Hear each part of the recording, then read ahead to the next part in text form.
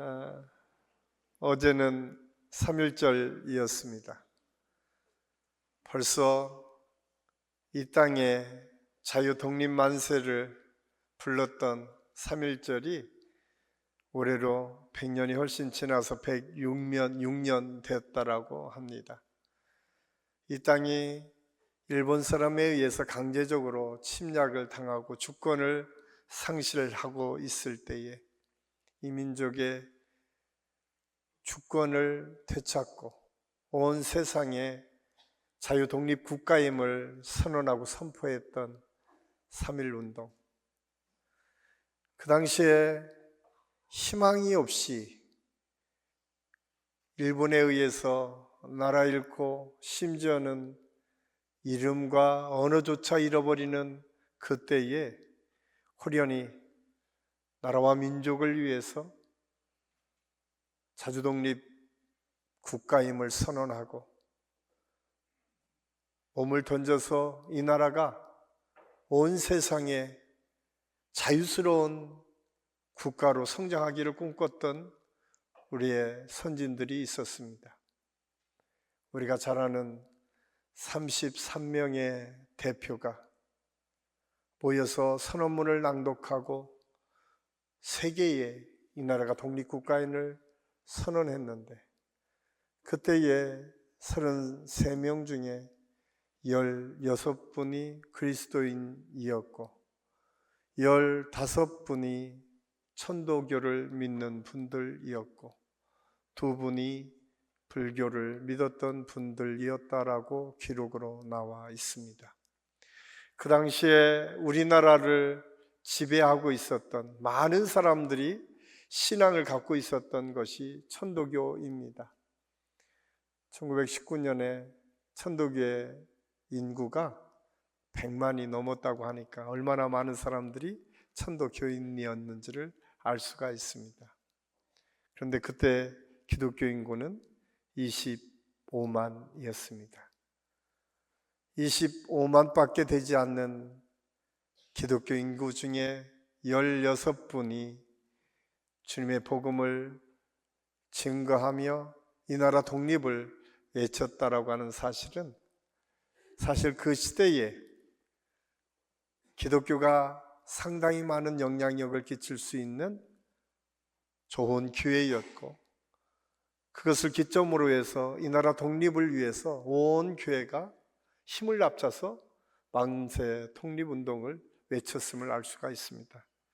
우리가 잘 아는 유관순 열사, 사실 우리가 어렸을 때는 유관순 누나라고 표현을 해서 그분이 18살의 꽃다운 나이에 감옥에서 생을 마감하게 됩니다.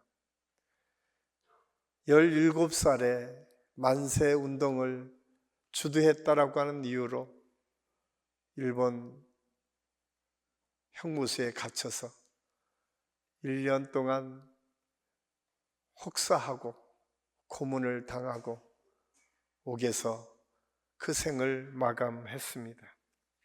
그런데 그가 만세운동을 시작하면서 이런 기도문을 남겼습니다. 하나님이시여, 이제 시간이 임박하였습니다. 원수를 물리쳐 주시고 이 땅에 자유와 독립을 주소서. 주여 같이 하여 주시고 이 소녀에게 용기와 힘을 주옵소서. 대한독립 만세. 그가 짧지만 자기가 독립국가임을 선언하는 이 만세운동에 교회를 중심으로 해서 태극기를 만들어서 많은 사람에게 전해주며 자유독립을 외쳤음을 우리가 알 수가 있습니다. 사실 그때 당시에 기독교 인구는 전체 인구의 1.25%밖에 되지 않았습니다. 그런데 일제강점기에 구속당해서 핍박을 당했던 사람들의 통계를 보면 기독교 1.2%밖에 되지 않는 기독교인이 22.5%, 100만 명이 넘는 천도교가 15%, 그리고 불교와 유교 1%. 여러분, 그 당시에 얼마나 그리스도인들이 나라와 이 민족을 위해서 몸바쳐 충성하고 독립을 외쳤는지를 우리가 알 수가 있습니다. 여러분, 말만 하면 다 아는 독립투사 지도자 김구 선생님은 그 어머니 곽건사님의 기도를 통해서 이 땅에 복음의 역사가 다시 독립을 이끌어갈 것이라고 하는 확신 속에 민족을 이끌어 왔었고, 우리가 잘 아는 이상재 선생이나 이승만 박사나 김규식 선생이나 다 그리스도인들이었음을 우리가 알 수가 있습니다. 그들이 하나같이 이 나라와 이 민족을 위해서 몸바치며 꿈꿨던 것이 말씀의 기초 위에 이 나라가 세워지고 기독교적인 정신을 가지고 이 땅이 새롭게 태어나기를 꿈꿨다라고 그들의 기록에 많이 나와 있는 것을 볼 수가 있습니다. 저는 말씀을 준비하면서 100년이 지난 오늘날 그보다 훨씬 많은 그리스도인들이 생겼고 1.25%라고 하는 기독교 인구는 20%가 넘도록 많은 그리스도인들이 이 땅에 생겨났지만 오히려 지금 우리는 세상에 의해서 비판을 받고 비난을 받는 교회의 현실을 바라보며 우리가 어떤 믿음과 어떤 마음으로 이 세상을 바라보고 우리가 어떤 신앙을 가지고 이 민족을 위해서 기도해야 될지를 다시 한번 생각하게 됩니다. 사실 우리 안식교 모든 성도들이 한국 민족을 신자화라고 하는 비전과 꿈, 이 꿈을 가지고 이 교회가 시작되었고 또 한국이라고 하는 이름 때문에 한국신학대학에 들어가서 주님의 복음을 배우고 익혔던 이주표 목사님의 비전과 꿈이 이 교회에 그대로 담겨져 있습니다.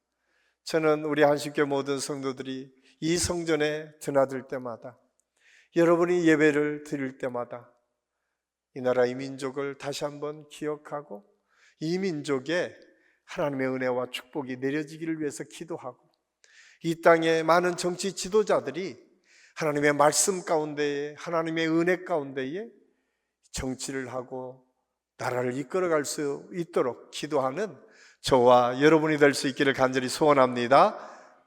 그래서 이번 3.1절을 통해서 다시 한번 우리의 비전과 꿈이 어디에 있는지를 살펴보고 저는 우리 안식교 모든 성도들이 어떤 상황에서도 우리의 기도가 끊어지지 않고 남북 통일을 위해서 이 나라, 이 민족이 말씀 안에서 건강하게 하나님의 뜻을 이루는 나라로 세워지기를 위해서 기도하는 그런 믿음의 역사가 있기를 바랍니다.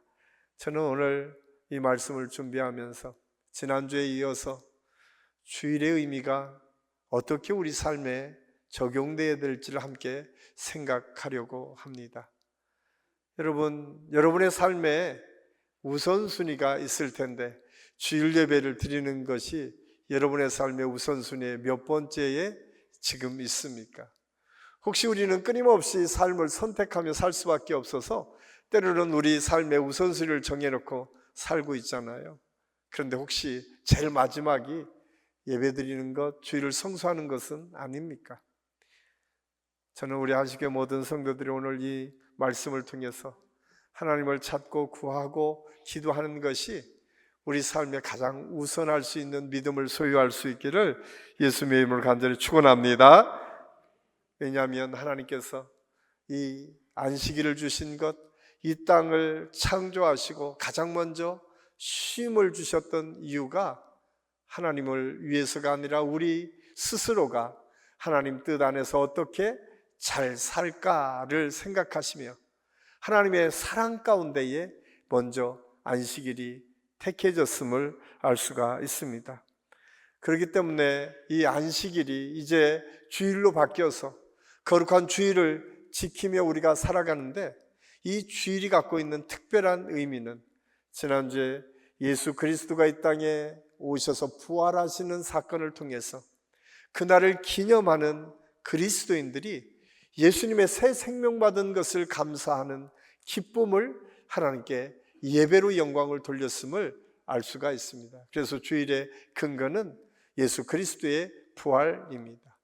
그래서 예수 그리스도의 부활을 경험했던 초대교회 성도들이 먼저 안식일에서 주일을 요일을 바꿔서 지키기 시작했고, 지금의 오늘날의 교회에서 예배드리고 형식을 갖춰서 드리는 이런 예배는 아마 대부분 학자들이 이야기하는 것은 종교개혁 시대 이후일 것이다 라고 이야기를 합니다. 왜냐하면 종교개혁 때에 이제 지금의 예배 형태로 예배가 만들어지고 말씀 선포가 있고 기도가 있고 찬양이 있고 성만찬이 있는 예배를 드렸기 때문에 그렇습니다. 우리가 잘 아는 장 깔뱅이라고 하는 종교개혁가는 기독교 강요라고 하는 책에서 주일이 신자들에게 주어진 은혜의 시간이고 단순히 안식하는 것뿐만 아니라 하나님과 연합하는 것을 경험하는 것이 주일이다 라고 얘기합니다.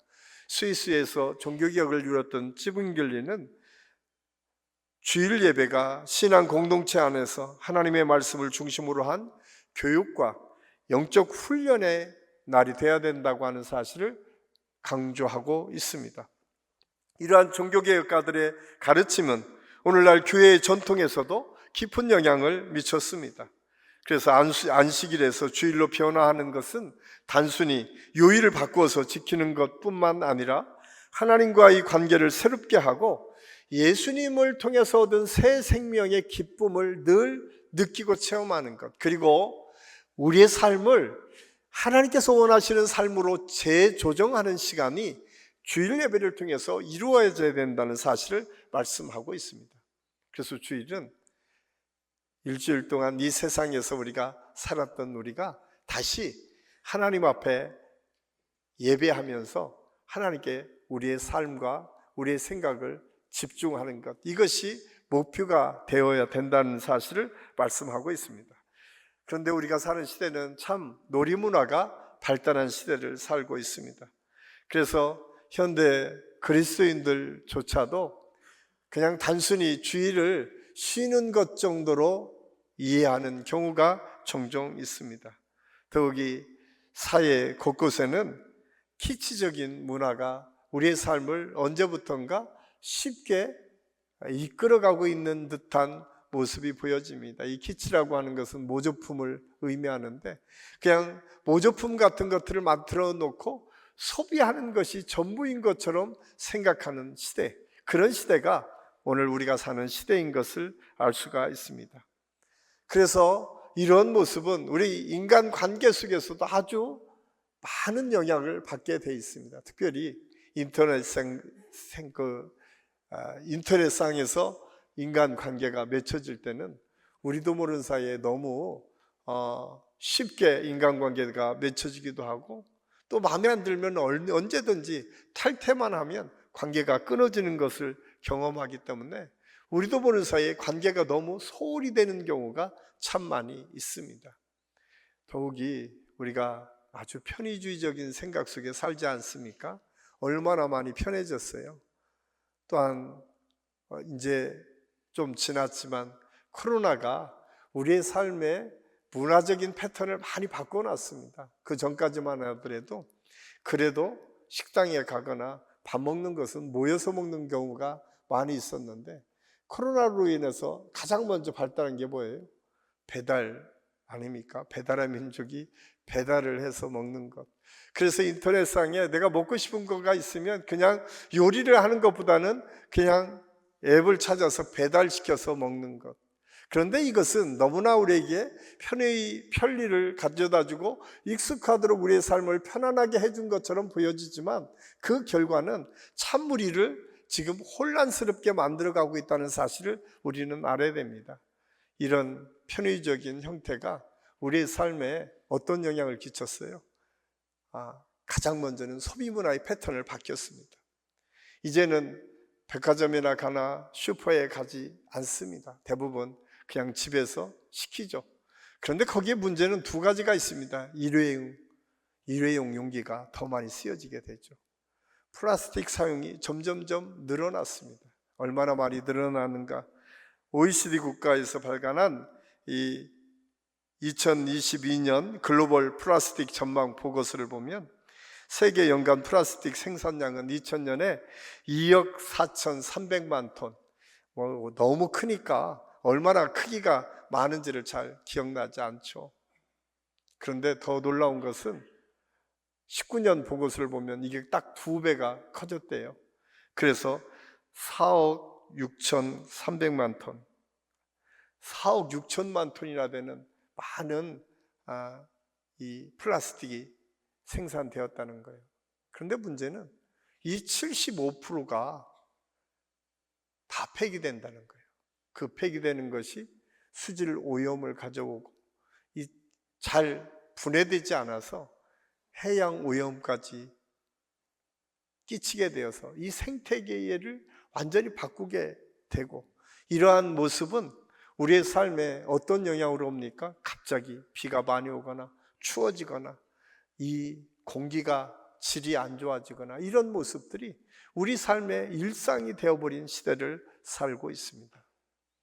또한 여기에 버금갈 정도로 큰 문제가, 여러분 옷을 입고 있는데 오늘 이 설교를 듣고는 옷 사는 것을 좀 자제하셔야 될 것 같아요. 왜냐하면 1년에 우리나라의 옷의 폐기량이 8만 톤이래요. 놀라지도 않으시더라고요. 8만 톤이면 8톤짜리 트럭 10대를 실어서 폐기해야 된다는 거예요. 근데 그 폐기가 세계적으로 얘기하면 9,200만 톤. 그러니까 1년에 9,200만 톤이 세계적으로는 폐기돼야 되고, 또 우리나라는 8만 톤 정도인데 이게 왜 문제냐라고 그 사람들의 보고서를 보면, 이 옷 하나 만드는데 우리는 그냥 옷감만 만든다고 생각하는데 여기에 물이 어마어마하게 들어간다는 거예요. 염색과 이 오염이 그대로 우리 생태계를 지금 아프게 한다는 거예요. 아까 말씀드렸던 이 키치 문화는 이렇게 한 번 입고 버리는 소비 문화를 우리의 삶에 너무 익숙하게 가져오다 보니까 정말 중요한 것들을 놓치게 했다. 안식의 개념, 주의를 지키는 개념은 우리가 한 주를 돌아보며 정말 우리가 어떻게 사는 것이 하나님께 주시는 은혜의 삶을 가장 행복하게 사는 것인가를 생각할 수 있는 시간이 되어야 된다는 사실을 우리에게 말씀해 주고 있어요. 그래서 하나님께서 안식일과 주일을 정하신 것은 인간이 자신의 욕망과 편리함을 쫓아 쉼없이 달려가다가 결국 멸망의 길로 치닫는 것을 아셨기 때문에, 너희들이 쉼을 가지고 너희의 삶을 돌아보고 너희가 주실 하나님의 은혜의 삶이 무엇인가를 다시 한번 깨달으면서 창조 질서를 세우신 하나님의 그 창조 질서, 우리가 잘 아는 것처럼 창세기 1장 26절에서는 하나님께서 뭐라고 말씀하고, 이 세상을 너희가 책임지라고 말씀하고 있어요. 많은 사람들이 다스리라고 하는 이야기만 듣고 있지만 이 다스림 속에는 책임까지 우리에게 있다는 사실을 우리가 잊어서는 안 됩니다. 그래서 이 안식일을 우리가 지킨다는 것은 이 세상을 창조하신 하나님의 뜻 가운데에 이 세상의 질서를 세워가고 창조를 아름답게 갖고 가는 것, 그것이 우리의 책무임을 우리에게 말씀해 주고 있습니다.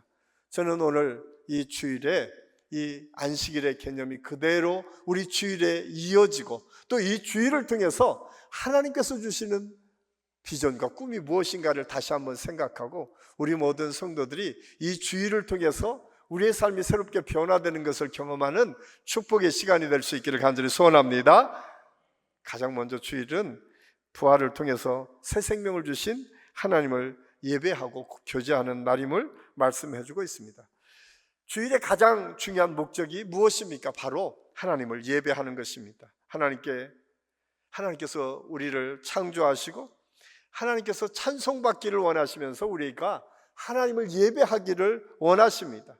그런데 그 예배를 드리라라고 말씀하시면서 오늘 네 번째 계명인 안식을 기억하여 거룩하게 지키라 라고 하는 이 명령을 주셨는데, 이 기억하다 라고 하는 히브리어는 자카르라고 하는 말로 쓰여져 있는데, 이것은 기억하거나 회상하는 것, 생각하는 것에만 멈추지 말고 실천과 행동에까지 옮겨지라고 하는 뜻이 그 속에 담겨져 있다라고 하는 사실을 말씀해 주고 있습니다.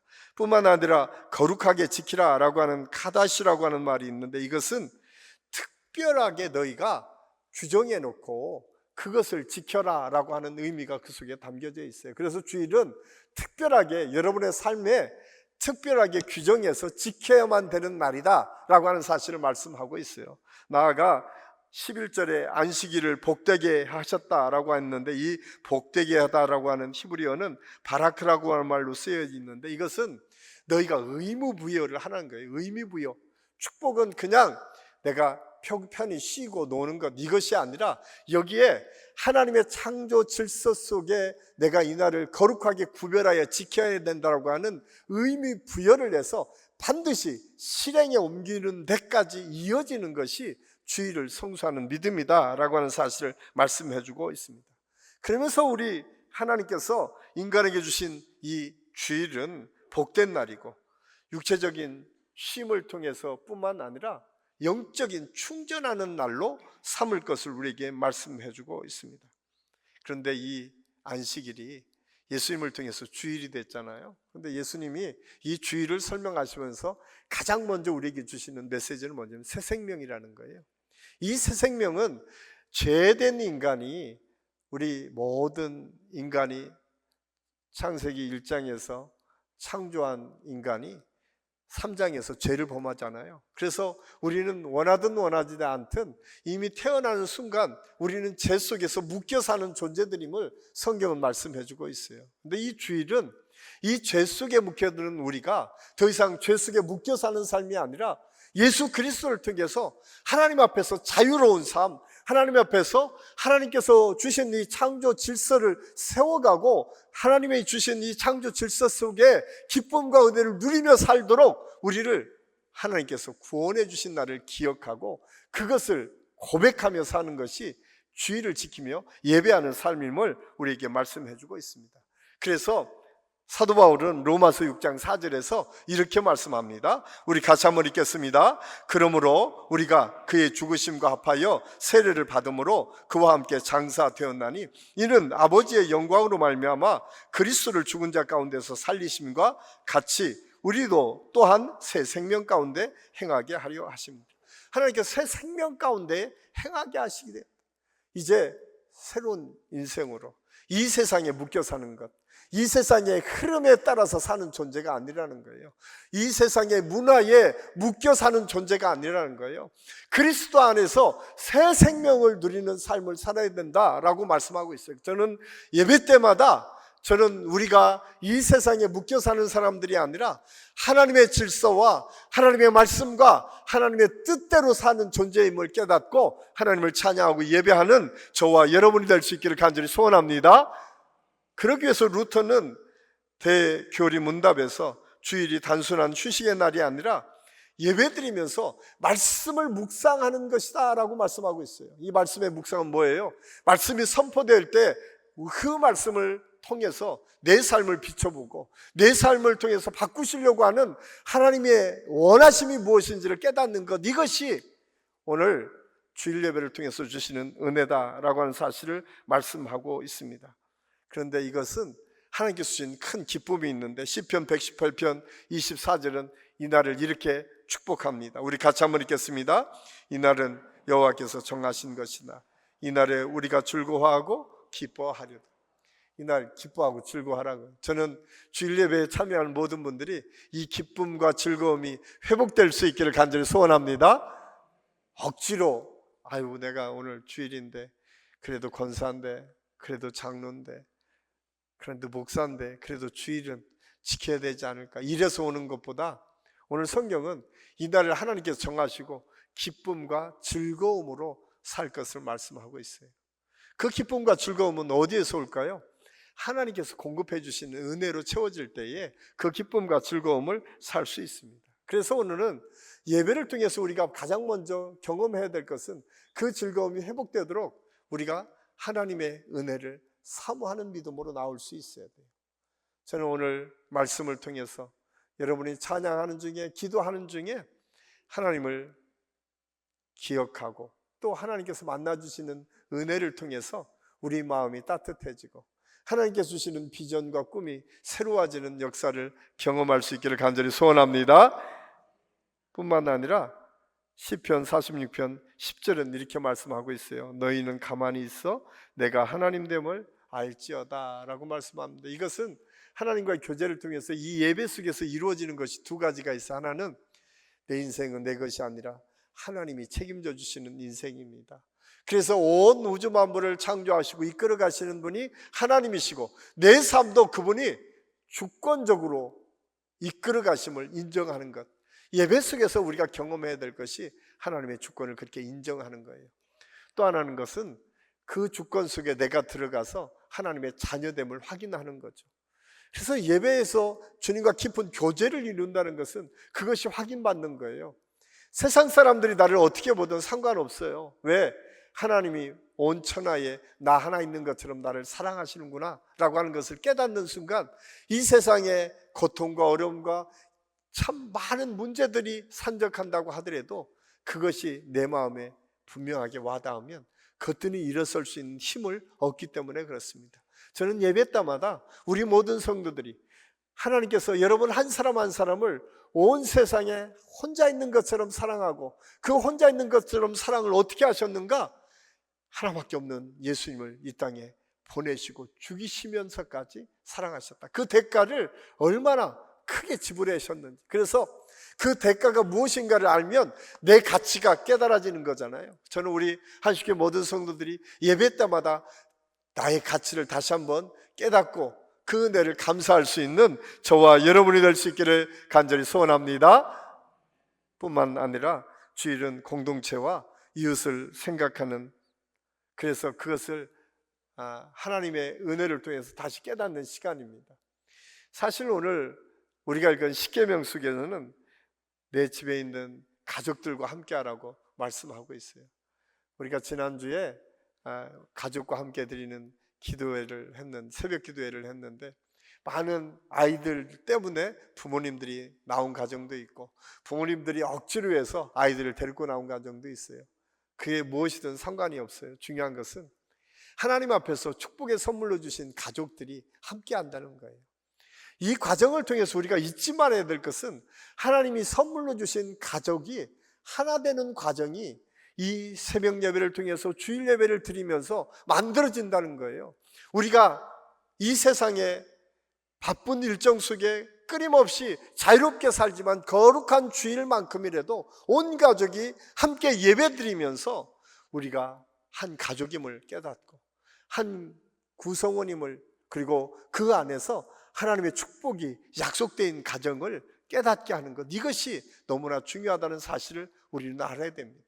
그래서 이스라엘 백성들은 이 믿음의 전통을 그냥 부모들에게 부탁하기를 자식들에게 반드시 전수하라고 말씀하고 있습니다. 저는 우리 한식교회 모든 성도들이 이 거룩한 주일을 함께 지키며 가족이 하나됨을 느끼고 체험할 수 있는 축복의 역사가 우리 모든 성도들의 가정에서 이루어질 수 있기를 간절히 소원합니다. 혹시 그러지 못하면 기도하셔야 돼요. 그리고 권면할 수 있어야 돼요. 먼저 내가 주일을 성수하는 믿음을 가지고 우리 자녀들에게 모범을 보일 수 있을 때에 우리는 그 가정의 하나됨을 경험할 수 있습니다. 뿐만 아니라 오늘 말씀해 보면 내 부모 하나에 머무는 객까지도 쉬라고 말씀하고 있습니다.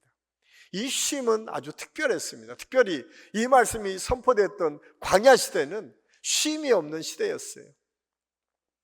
얼마나 그들이 살았던 삶이 척박했냐면 차라리 노예로 살았던 애굽때가 훨씬 좋았습니다. 하나님, 우리가 그때로 갔으면 좋겠습니다라고 하나님 앞에 투정을 부릴 정도로 그들은 척박한 삶을 살았습니다. 그런데 그 가운데 하나님께서 오늘 말씀하세요. 야, 너희 머무는 객을 쉬게 해라. 심지어는 가축까지도 쉬게 하라고 말씀하고 있습니다. 이 쉼을 통해서 우리에게 주시는 메시지는 무엇입니까? 우리가 우리 가정만, 나만 돌아보는 것이 아니라 우리 주변을 돌아볼 수 있어야 된다. 힘들고 어렵고 가난하고 소외된 사람들까지도 우리가 품어야 된다는 사실을 아주 분명하게 말씀해 주고 있어요. 그래서 이 주일날 우리가 가져야 될 믿음의 태도와 자세는 우리만이 아니라 우리 주변에 믿지 않는 사람도 괜찮습니다. 가난하고 헐벗고 어려운 사람도 괜찮습니다. 그들을 돌보고 그들을 섬겨야 될 책무가 우리에게 있음을 성경은 우리에게 말씀해 주고 있어요. 그래서 안식일을 우리가 지키고 주일을 성수한다는 것은 단순히 우리끼리 여기서 잘 모여서 우리가 찬양하고 예배하고 기쁨을 나누는 것, 여기에 머무르는 것이 아니라 우리 주변에 소외당한 사람들, 우리가 돌봐야 되는 사람들이 있음을 분명히 깨닫고 그들까지도 우리가 쉼을 통해서 안식하고 또한 하나님의 은혜를 함께 누려야 될 백성임을 깨닫게 하는 것, 이것이 우리의 책무임을 오늘 성경 우리에게 말씀해 주고 있습니다. 그 기준을 예수님께서는 이렇게 말씀하세요. 마태복음 25장 40절 말씀에 이렇게 말씀합니다. 우리 같이 한번 읽겠습니다. 너희가 여기 내 형제 중에 지극히 작은 자 하나에게 한 것이 곧 내게 한 것이니라. 하나님의 말씀이세요. 하나님은 그렇게 말씀하세요. 여기 있는 지극히 작은 자 한 사람에게 한 것이 곧 내게 하는 것이다. 예배하고 하나님께 영광을 돌리는 것, 그것이 얼마나 중요한지를 우리가 알지만 그것보다 더 중요한 것은, 그 의미 속에 담겨진 것은 가난하고 힘들고 어려운 사람, 지극히 작은 사람 한 사람에게 사랑을 베푸는 것, 그것이 곧 내게 한 것이다 라고 말씀하고 있습니다. 이 사실을 예수님께서는 몸소 보여주셨어요. 이스라엘 백성들이 광야의 척박한 땅에서 어렵고 힘든 사람, 소외된 사람, 가축까지도 쉬게 했다라고 하면, 예수님께서 활동하던 시대는 로마가 이스라엘을 지배하던 시대였습니다. 우리가 일제 감점기를 경험했지만, 여러분, 다른 나라가 우리를 점령하면 가장 어려운 사람들이 누구일까요? 가난한 사람들 아닐까요? 소외된 사람들 아닐까요? 그래도 잘 사는 사람들이거나 높은 지위를 갖고 있는 사람들은 불편하기는 해도 그래도 괜찮습니다. 그런데 가난하고 힘들고 헐벗은 사람들은 외국인이 점령하게 되면 더 어렵게 되죠. 그래서 예수님께서 활동하던 시대에 예수님의 관심은 어디에 있었습니까? 병든 자, 가난하고 힘든 자, 그 사람들과 함께 친구가 되어 주셨고 그들에게 치료해 주셨고 그들에게 새 희망을 주셔서 그들을 바꾸어 가셨음을 성경은 우리에게 말씀해 주고 있습니다. 누가복음 13장에 보면 안식일에 예수님께서 18년 된 귀신 들린 여자를 치료해 주시는 사건이 있습니다.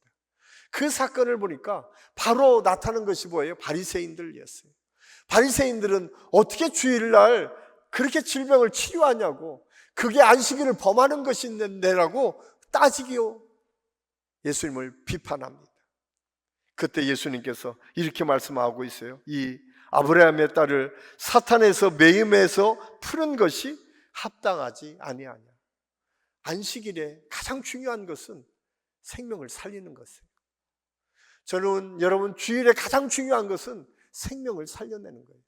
우리가 주일이 예수 그리스도를 통해서 우리의 생명이 살아난 것을 기쁨으로 찬양하고 예배하는 것처럼, 이 주일이 갖고 있는 가장 중요한 계명, 원리, 그것은 생명 살리는 거예요. 저는 우리 안식교 모든 성도들이 주일을 지키며 가장 먼저 우리가 떠올려야 될 것은 무엇인가? 생명을 살리는 삶을 살아야겠다. 내가 그게 가난한 사람이든 부한 사람이든 구원받아 생명을 살리는 것 뿐만 아니라 어렵고 힘든 사람들을 돕고 섬기는 것을 통해서 생명을 살리고, 또 소외당하고 아직까지 우리의 사랑이 필요한 사람들에게 우리가 나눠주고 베품을 통해서 생명을 살려나가는 것, 이것이 주일이 갖고 있는 본질이고 주일을 통해서 이루실 하나님의 역사라고 하는 사실을 성경 우리에게 말씀해 주고 있습니다. 그래서 복음주의 신학자 존 스토트 목사님은 현대 사회 문제와 그리스도인의 책임이라고 하는 책에서 이렇게 말하고 있어요. 교회는 세상과 분리된 장소가 아니라 세상을 변화시키기 위해 존재하는 공동체이다. 그렇습니다.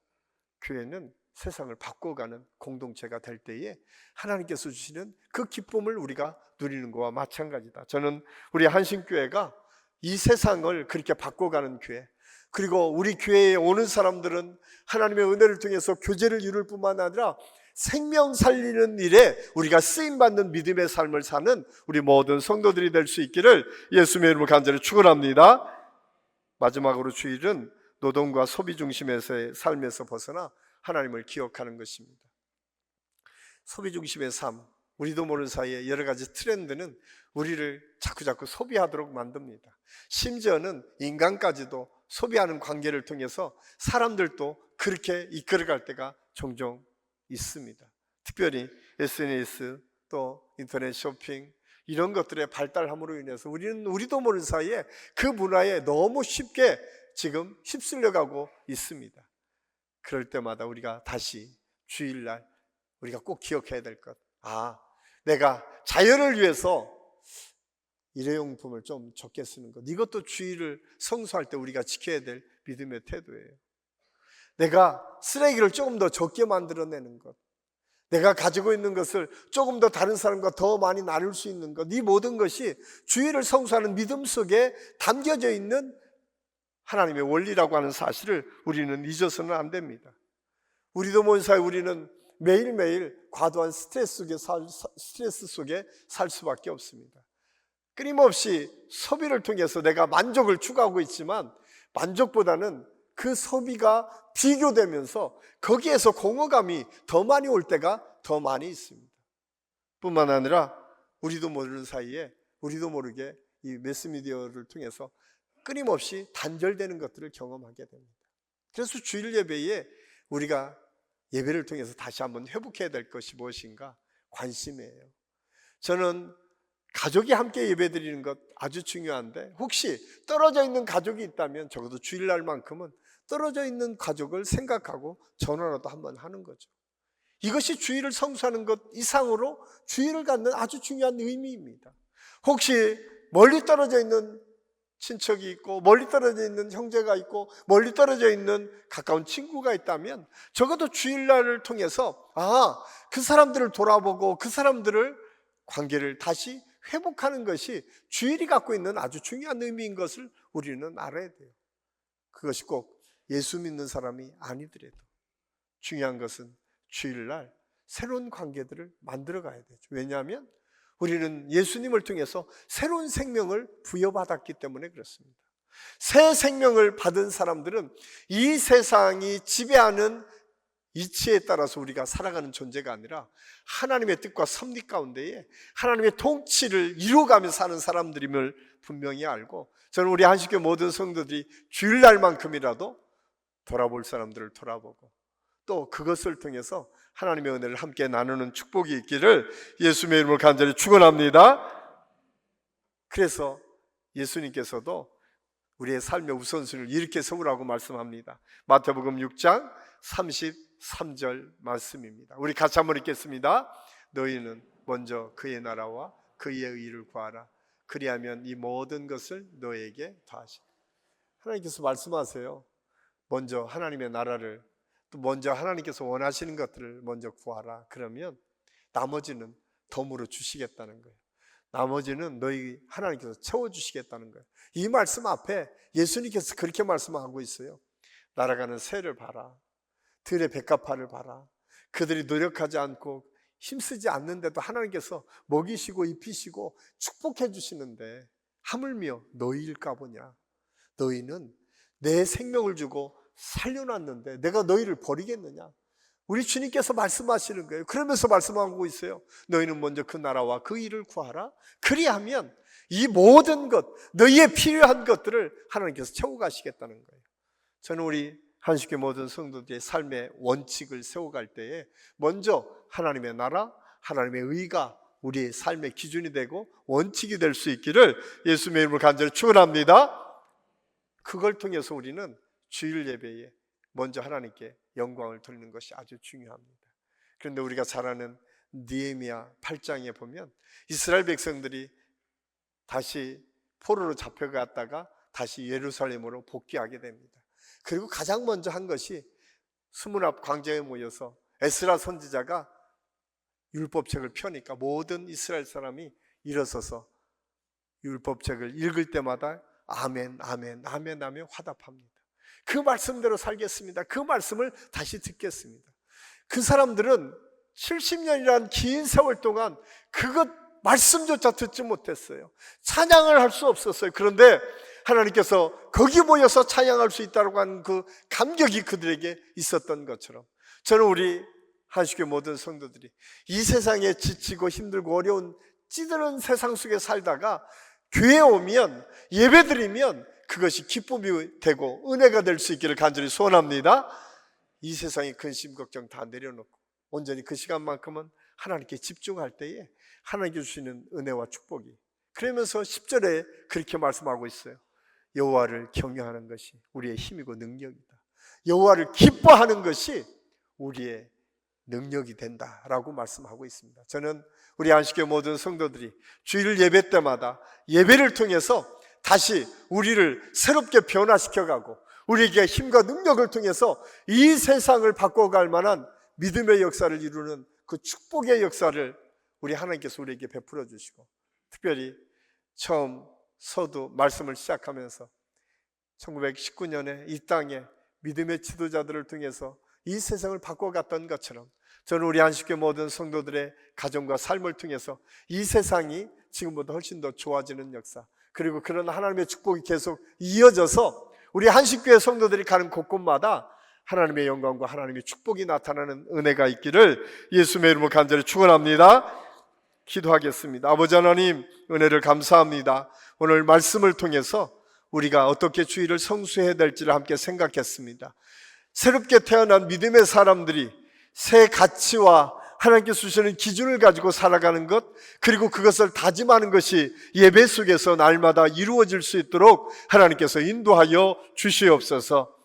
나만이 아니라 우리 교회 공동체의 사람들만이 아니라 믿지 않는 사람, 주변의 사람들, 헐벗고 굶주린 사람들, 심지어는 객과 낙원의 같은 존재들까지도 우리가 돌아보고 섬기고 그들에게 주님의 사랑을 나누어야 될 책무가 우리에게 있음을 깨닫고 주일마다 그들을 돌아볼 줄 아는 지혜로운 마음과 믿음이 우리에게 있게 하여 주시옵소서. 그래서 그 사람들을 살릴 만한 능력이 우리에게 공급되어 질 수 있기를 원합니다. 예배 때마다 우리에게 묶여있고 풀어져야 될 모든 문제들이 하나님의 은혜를 통해서 풀어지고 해결되어지고 넘치는 복으로 채워져서 그 복을 가지고 세상 사람들에게 나누는 넉넉함이 우리 안식교회 모든 성도들을 통해서 이 주일마다 저들이 고백과 믿음을 통해서 이루어질 수 있도록 하나님께서 인도하여 주시옵소서. 하나님께서 함께 하실 것을 믿고 감사를 드리오며 예수님의 이름으로 감사드리며 기도하옵나이다. 아멘.